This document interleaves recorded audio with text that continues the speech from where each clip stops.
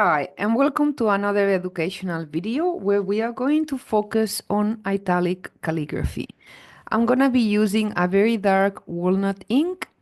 I'll be using a Brause nib 3 millimeters and a red fine liner to mark different areas of my writing. If you don't have this nib available but want to use an alternative tool such as a Pilot Parallel 3 millimeters or any other metallic nib, it's totally okay as well. Okay, this is the guideline that I'm going to use for this exercise. If you want to use this exact same guideline, you can follow the link on the description on this video and you will be able to download a free PDF file with a set of calligraphy guidelines for different calligraphy styles and also alternative materials that I recommend for my courses. Okay, so what am I going to do next is what I normally do. I grab a piece of paper. In this case, I'm going to be using Canson XL, which is marker paper that it's going to give me a very crisp finish. I'm going to attach now the paper to my guideline to make sure that nothing is moving. Okay. And then we are going to zoom in and I'm going to read to you the quote we are going to write together. I wrote the quote in pencil to avoid making spelling mistakes if possible. So the quote says, "Do you remember the first time you were told to stop crying?" You will find the author of this quote on the description on this video as well. Okay, let's start very slowly. So as I mentioned, I'm using walnut ink and I'm gonna be dipping the ink with my dip pen, broad edge writing tool.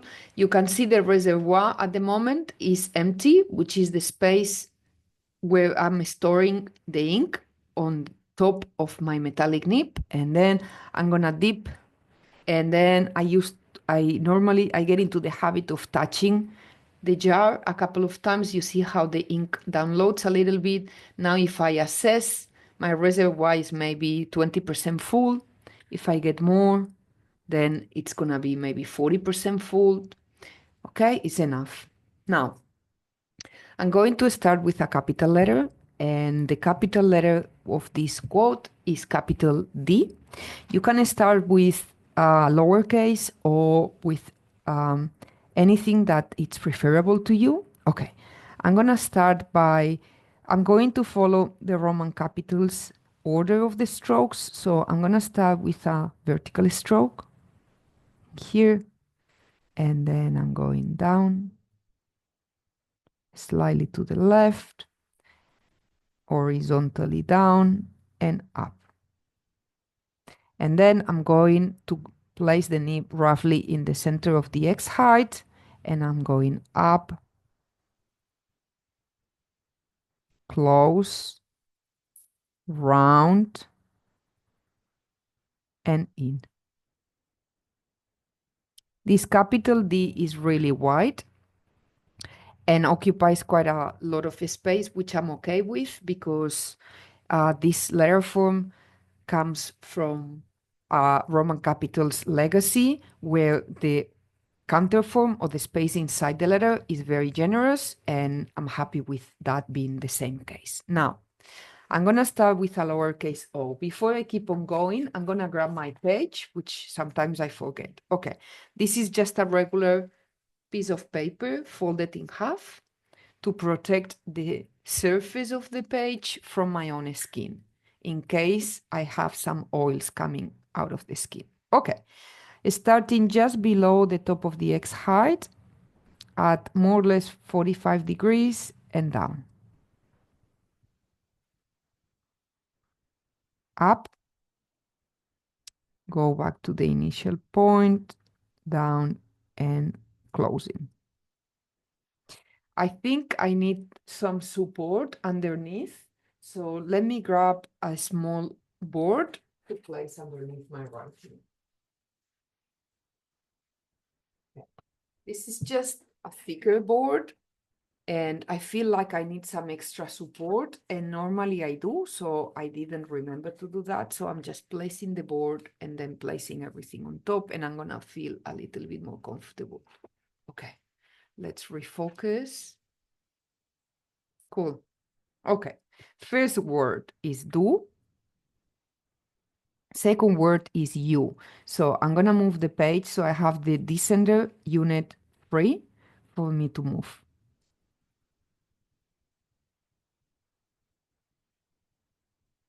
Down,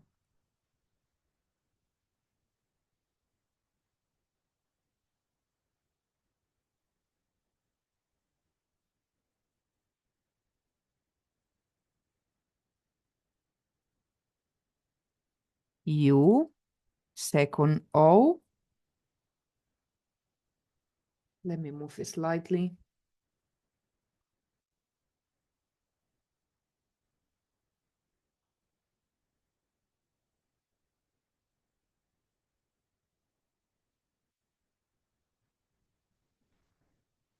U, same, following the same shape as the Y.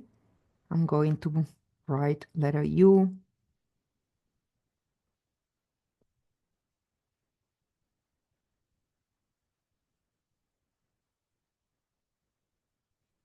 Remember, let's move a little bit more the page.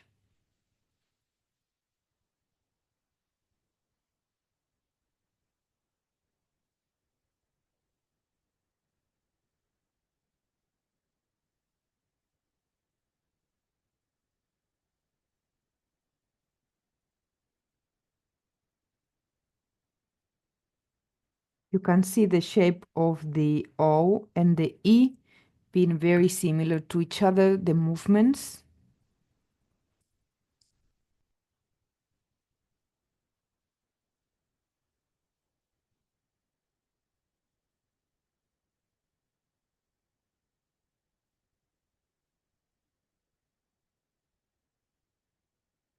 Let me move the page a little bit more.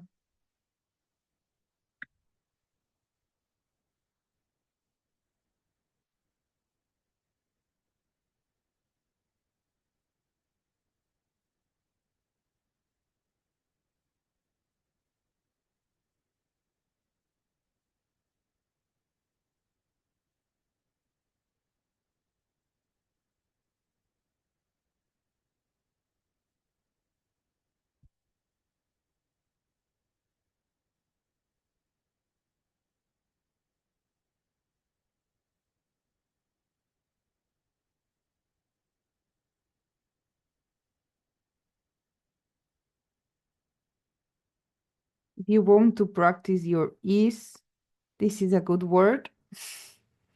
Remember.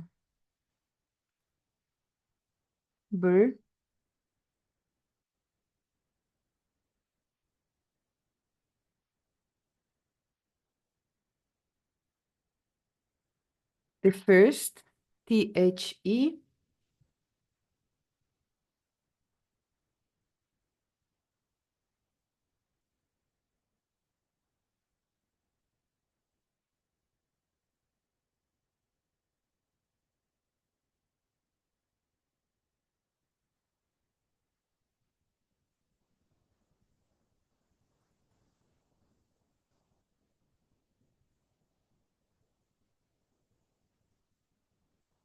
Now, I don't know if I want to fit the next word on the first line or not. Maybe I will.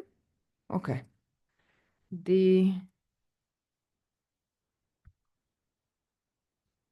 first, so with F, I have a long letter that occupies 3 units.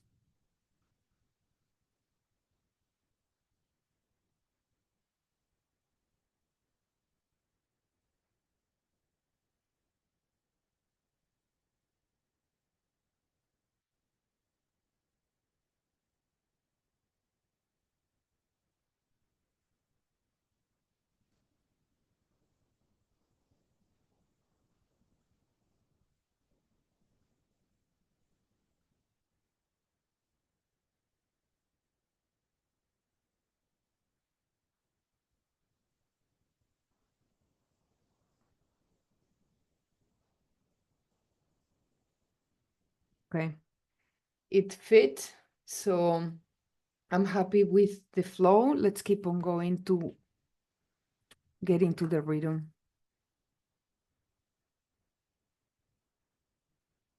First time.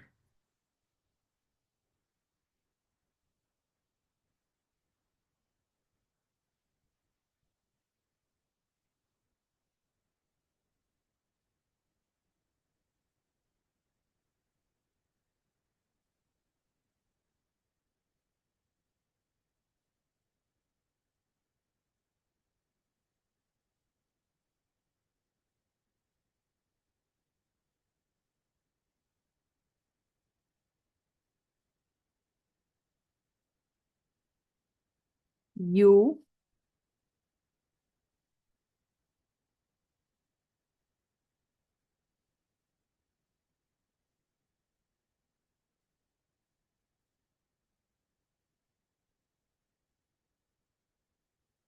if I want more ink, I just touch slightly and add more ink.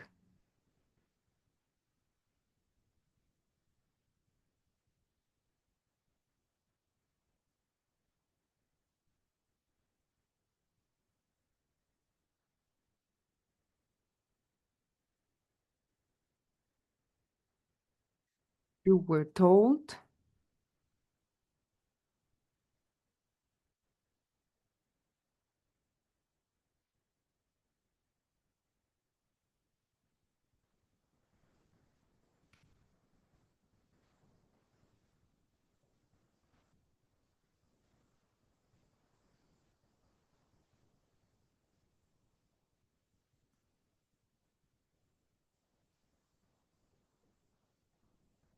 If you have seen any of my other quotes, you will see the difference with the paper because on the other quotes I was using regular copy paper, and today I'm using marker paper, and it's making a huge difference for me.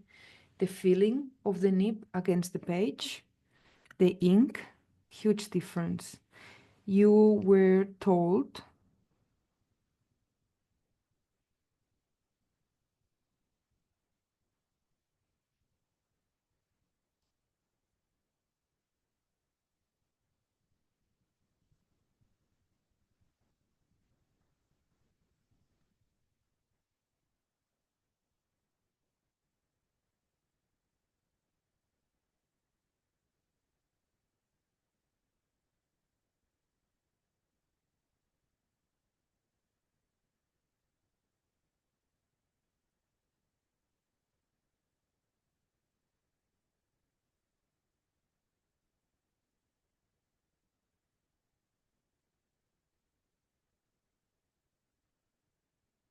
And I have a decision to make now to stop crying. And I'm pretty confident that I don't have space to fit the last three words on the second line.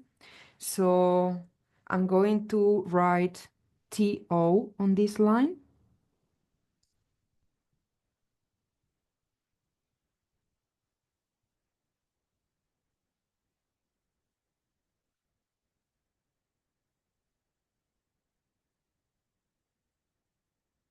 And then I'm going to the third line and write stop crying.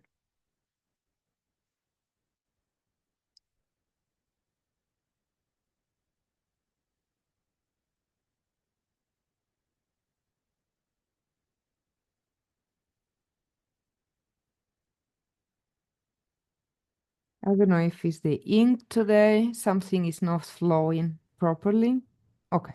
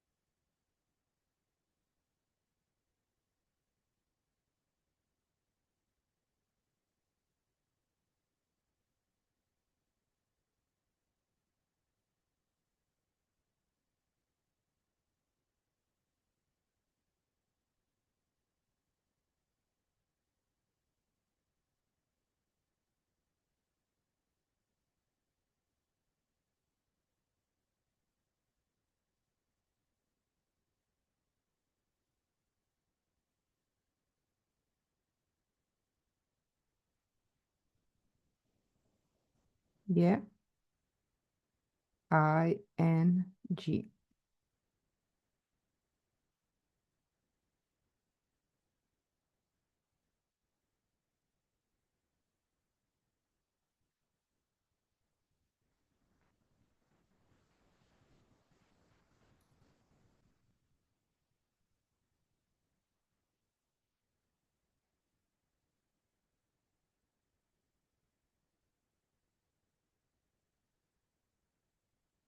Cool. Okay, let's have a look. Today I had massive, massive challenges with the ink and the paper, maybe because this paper was old and it had some coated oils on top, or maybe because the ink, I don't know. Normally, I don't have any problems, even when it's walnut ink is great because it works really well when it's copy regular paper, when it's light paper, when it's marker paper, like this case. So today is interesting to see what happened. All right, now let's analyze what I've done and see ways that I could possibly improve. So the first thing I can say is that because of the nib wasn't flowing well, the ink wasn't flowing well on the paper, I got very distracted by that. And so there are some things that can definitely be improved. For example, the space between the first word and the second word is quite large if I compare it to the space between the second word and the third word. So the first thing that I would like to improve for the next time is that a space between words, I would like them to be more equal. Then I have the space between the next words, and definitely here this needs to be smaller. Okay, so that difference between words is really large. It's too wide and too obvious that are not close to each other. So that's the first thing I would do. Second is that maybe I could break uh, the quote in different areas. So do you remember? And maybe I would break in here. I had to try to see, but maybe I could break here. Do you remember? Second line, the first time you were told, maybe here,